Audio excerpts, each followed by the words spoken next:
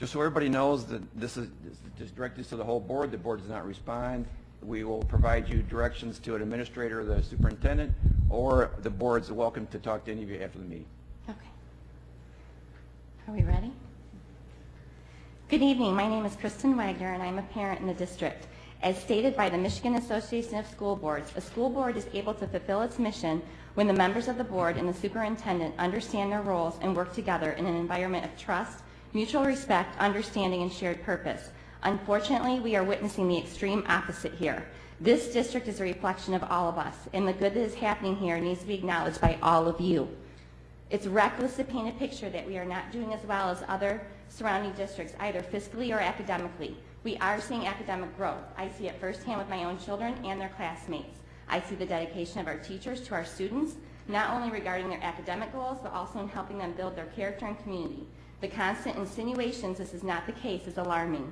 Our students deserve to have people who will fight for them without bias.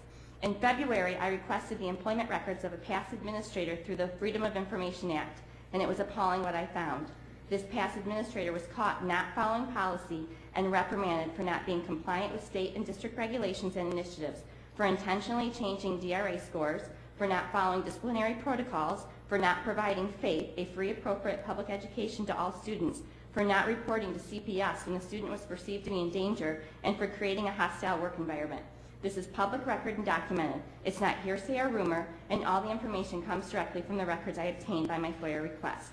The 3-page plan of assistance alone presented to this individual in the 2013 school year due to their inappropriate conduct states many issues that provide a very clear picture there is a serious lack of leadership, honesty, and accountability on their part.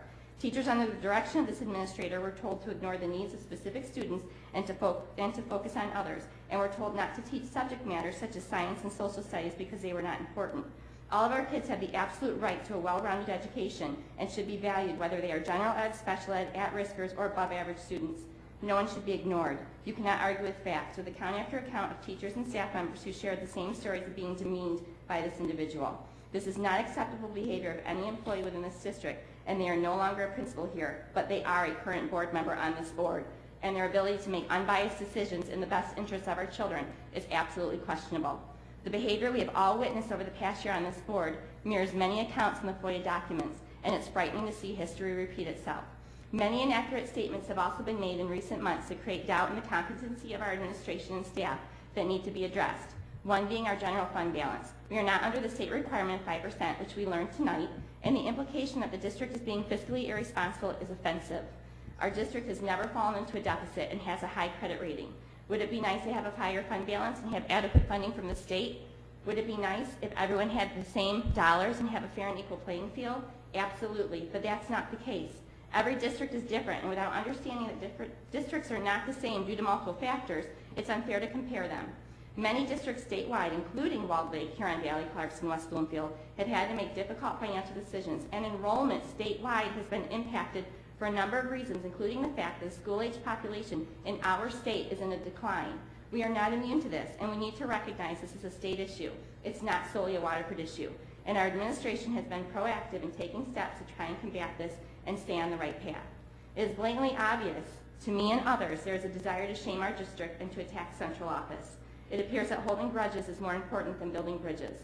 In the spirit of transparency, I implore each of you on the board to be honest with us and ask yourself if you're able to follow what is written in the Waterford Parent Site Bylaws and Policies under Board Member Ethics 0144.2K, where it states to parents regarding your role, remember always that their first and greatest concern must be for the educational welfare of our students attending the public schools. If you, members of this board, cannot put aside your personal grievances for which you alone are accountable and put our children first, I know I speak for many members of this community in respectfully requesting your letter of resignation. We love our community and our district, and we will continue to speak out if this destructive behavior does not end. You absolutely need to set a better example, and you need to move forward collectively in a more positive manner so our district can continue to create a learning environment that empowers our children. Thank you.